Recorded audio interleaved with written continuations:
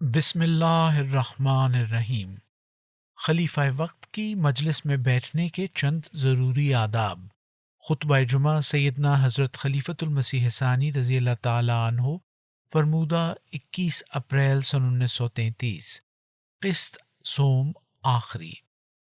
مجالس کو کھلا رکھنا چاہیے۔ قرآن کریم سے بھی معلوم ہوتا ہے کہ یہ ضروری ادب ہے اور اس کے بہت سے فائدے ہیں۔ گزشتہ سے پیوستہ، بس یہ ایک مرض پیدا ہو رہا ہے جس کی طرف میں توجہ دلاتا ہوں۔ لوگ میری وجہ سے یہ تو دوسروں کو نہیں کہہ سکتے کہ چپ کرو، اور میں بھی حیا کی وجہ سے کچھ نہیں کہہ سکتا۔ نتیجہ یہ ہوتا ہے کہ ایسے اشاروں میں انہیں بات کی جاتی ہے جو گرے ہوئے اخلاق پر دلالت کرتے ہیں۔ انہیں چاہیے کہ وہ بجائے اس کے کہ اپنی گفتگو سنائیں، جو وہ پوچھنا چاہتے ہوں پوچھیں۔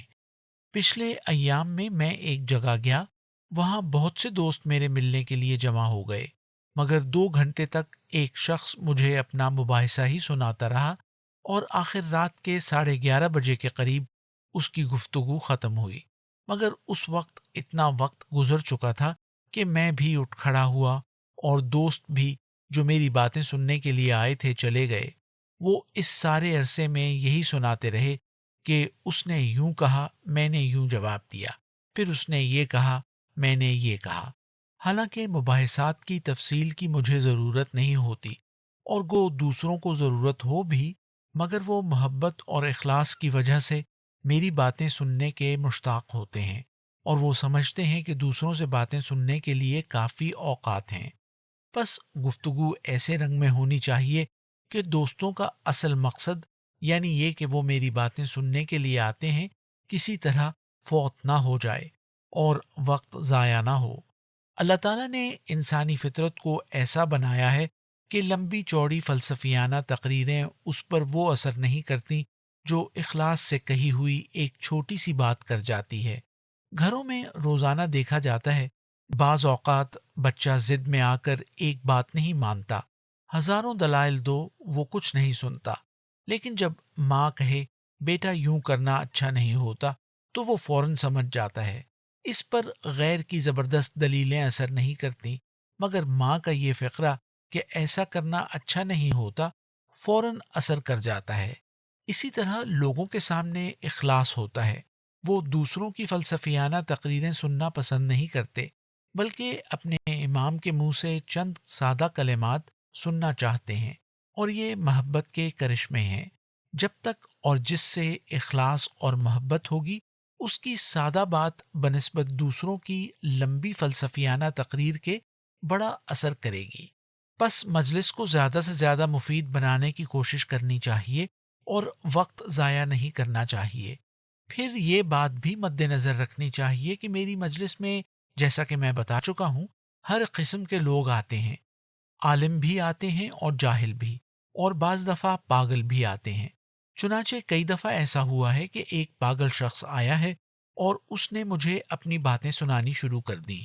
میں سمجھتا ہوں کہ ایسے لوگوں کا ایک ہی جواب ہوتا ہے، اور وہ یہ کہ خاموشی سے وقت گزار دیا جائے، مگر دوسرے لوگ چونکہ اس امر کو نہیں سمجھتے، اس لیے بعض دفعہ وہ بیچ میں آ کودتے ہیں اور سمجھتے ہیں کہ ہماری مدد کی ضرورت ہے۔ یہ دماغی خلل والے کئی لوگ میرے پاس آتے ہیں اور اس قسم کے سوال کرتے ہیں جن کے متعلق وہ خیال کرتے ہیں کہ وہ معقول ہیں، مگر میں ان کی دماغی حالت کو جانتا ہوں۔ بس میں مختصر جواب دے دیتا ہوں یا خاموش رہتا ہوں، اور جب وہ تکرار کرتے ہیں تو میں کہتا ہوں میں نے سن لیا، اس پر غور کروں گا، مگر ناواقف آدمی دخل دے دیتا ہے اور اس طرح بات کو خراب کر دیتا ہے۔ اسی طرح میں سمجھتا ہوں ایک مصافحوں والا معاملہ بھی ہے۔ باہر سے آنے والے دوست جن کو یہاں آنے کا بار بار موقع نہیں ملتا، یا جمعے کے موقع پر، جبکہ مقامی لوگوں میں سے ایسے بھی ہوتے ہیں جنہیں ہفتہ بھر ملنے کا اور کوئی موقع نہیں ملا ہوتا، مجھ سے مصافحہ کرتے ہیں، اور ان کے لیے مصافحے کی معقولیت میری سمجھ میں آ سکتی ہے، کیونکہ مصافحہ قلوب میں وابستگی اور پیوستگی پیدا کرتا ہے، اور یہ معمولی چیز نہیں، بلکہ احادیث سے ثابت ہے کہ عیدین وغیرہ مواقع پر صحابہ رضوان اللہ علیہم خصوصیت سے رسول کریم صلی اللہ علیہ وسلم کے ساتھ مصافحہ کیا کرتے تھے، مگر مجھے شبہ ہے کہ بعض لوگ یہ سمجھتے ہیں کہ ہر نماز کے وقت مصافحہ کرنا دینی ضرورتوں میں سے کوئی ضرورت ہے۔ بعض لوگ محبت میں گداز ہوتے ہیں، میں ان کو الگ کرتا ہوں کیونکہ ان پر کوئی قانون جاری نہیں ہو سکتا۔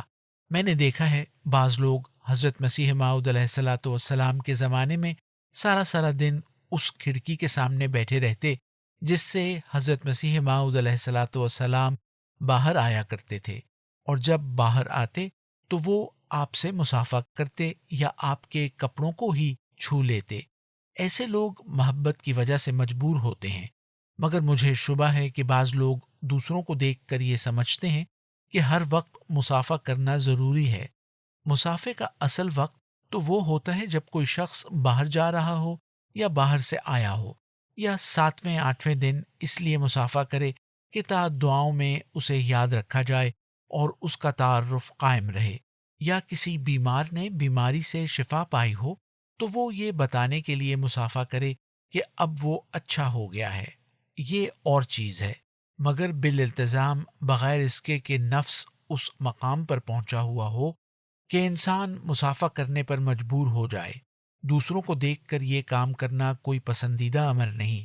مجھے یاد ہے حضرت مسیح موعود علیہ الصلاۃ والسلام کے زمانے میں قاضی سید امیر حسین صاحب مرحوم، کہ جو میرے استاد بھی تھے، بوجہ اس کے کہ وہ اہل حدیث میں سے آئے تھے، بعض مسائل میں اختلاف تھا۔ ایک دفعہ یہ سوال زیر بحث تھا کہ مجلس میں کسی بڑے آدمی کے آنے پر کھڑا ہونا جائز ہے یا نہیں۔ قاضی سید امیر حسین صاحب فرمایا کرتے تھے کہ یہ شرک ہے اور رسول کریم صلی اللہ علیہ وسلم نے اس سے منع فرمایا ہے۔ آخر یہ جھگڑا اتنا طول پکڑ گیا کہ اسے حضرت مسیح موعود علیہ الصلاۃ والسلام کے سامنے پیش کیا گیا۔ اس وقت یہ سوال ایک رقعے پر لکھا گیا اور میں رقعہ لے کر اندر گیا۔ اس وقت اگرچہ میں طالب علم تھا، مگر چونکہ مذہبی باتوں سے مجھے بچپن سے ہی دلچسپی رہی ہے، اس لیے میں ہی وہ رقعہ اندر لے گیا۔ حضرت مسیح موعود علیہ السلام نے اس کے جواب میں زبانی کہا یا تحریر کیا، مجھے اچھی طرح یاد نہیں۔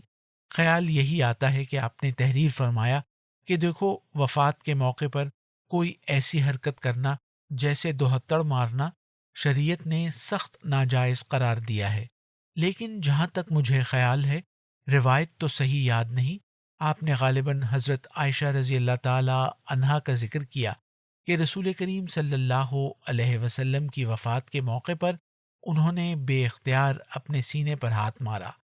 یہ روایت لکھ کر آپ نے تحریر فرمایا کہ ایک چیز ہوتی ہے تکلف اور بناوٹ، اور ایک چیز ہوتی ہے جذبہ بے اختیاری۔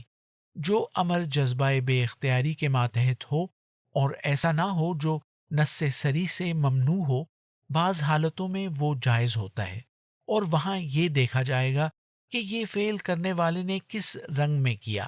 سجدہ تو بہرحال منع ہے، خواہ کسی جذبے کے ماتحت ہو، مگر بعض افعال ایسے ہوتے ہیں کہ وہ بعض صورتوں میں تکلف اور بعض صورتوں میں جذبہ بے اختیاری کے ماتحت صادر ہوتے ہیں۔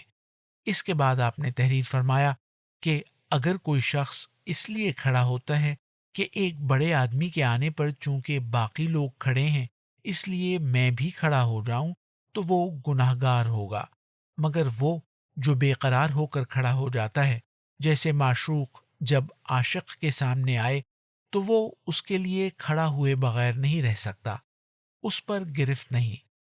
قاضی سید امیر حسین صاحب مرحوم نہایت ہی مخلص احمدی تھے، میں نے ان سے بہت عرصہ پڑھا ہے۔ وہ احمدیت کے متعلق اپنے اندر عشق کا جذبہ رکھتے تھے۔ مجھے یاد ہے میری خلافت کے ایام میں ایک دفعہ جب میں مسجد میں آیا تو قاضی صاحب بھی بیٹھے ہوئے تھے، مجھے دیکھتے ہی کھڑے ہو گئے۔ میں نے کہا، قاضی صاحب، آپ تو کسی کی تعظیم کے لیے کھڑا ہونا شرک قرار دیا کرتے تھے۔ کہنے لگے، کی کراں میں سمجھدا تے اہیں ہاں، پر ویختے ہی کچھ ہو جاندہ ہے، ریا جاندہ ہی نہیں۔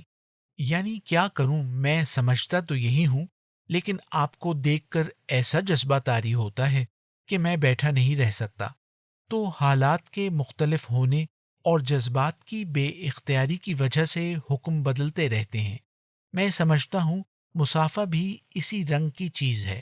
جب مسافہ رسم و رواج کے ماتحت ہو، یا دکھاوے کے طور پر، یا اس لیے ہو کہ شاید یہ شرعی احکام میں سے ہے، یا اخلاص کے اظہار کا یہ بھی کوئی ذریعہ ہے، تو اس کا کوئی فائدہ نہیں۔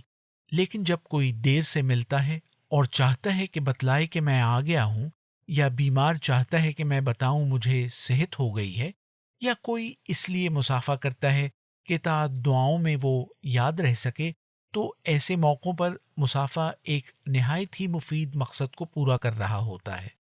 مگر دوسرے اوقات میں وہ بعض دفعہ وقت کو ضائع کرنے والا بھی ہو جاتا ہے۔ یہ چند باتیں ہیں جو میں نے کہی ہیں، اور کچھ باتیں اس وقت بھول بھی گئی ہیں، اور بعض ممکن ہے ابھی اور بھی بیان کرنے والی ہوں۔ انہیں پھر بیان کروں گا۔ لیکن یہ تمام باتیں اپنی اپنی جگہ بہت سے مفید مقاصد رکھتی ہیں۔ جماعت کو چاہیے کہ انہیں مد نظر رکھے۔ مجالس کو کھلا رکھنا چاہیے۔ قرآن کریم سے بھی معلوم ہوتا ہے کہ یہ ضروری ادب ہے، اور اس کے بہت سے فائدے ہیں۔ یہی فائدہ نہیں کہ دوسروں کو جگہ مل جائے گی اور صحت پر اس کا خوشگوار اثر پڑے گا، بلکہ اور بھی باریک روحانی مطالب پر مشتمل فوائد ہیں، اور یہ مختصر خطبہ ان کا حامل نہیں ہو سکتا۔ اسی طرح کھڑکیوں کو کھلا رکھنا چاہیے، جسم اور گھروں کی صفائی کا خیال رکھنا چاہیے، اور مجلس میں خوشبو لگا کر آنا چاہیے۔ بدبودار چیزیں کھا کر اجتماع کے موقع پر نہیں آنا چاہیے، اور بدبودار چیزیں ہی نہیں، اگر کسی کو کوئی بغل گند وغیرہ کی بیماری ہو تو اچھی طرح صفائی کر کے آئے۔ مجلس کو مفید بنانے کی کوشش کرنی چاہیے۔ مشکل مسائل درپیش ہوں تو ان کے متعلق سوال کرنا چاہیے۔ جب گفتگو ہو رہی ہو تو اس وقت دخل نہیں دینا چاہیے، اور کسی کی غلطی معلوم کر کے اس پر ہنسنا نہیں چاہیے۔ ان باتوں پر عمل کرنے سے مجلس میں برکت ہوتی ہے، تعلقات مضبوط ہوتے ہیں، اور فائدہ زیادہ ہوتا ہے۔ لیکن اگر یہ باتیں نہ ہوں تو صحت کے خراب ہونے کے خیال سے، یا وقت کے ضائع ہونے کے خطرے سے طبیعت میں اس امر پر بشاشت پیدا نہیں ہوتی کہ مجلس میں بیٹھا جائے۔ میں امید کرتا ہوں کہ ہمارے دوست آئندہ مجالس میں ان امور کو مد نظر رکھیں گے۔ الفضل 27 اپریل سن 1933۔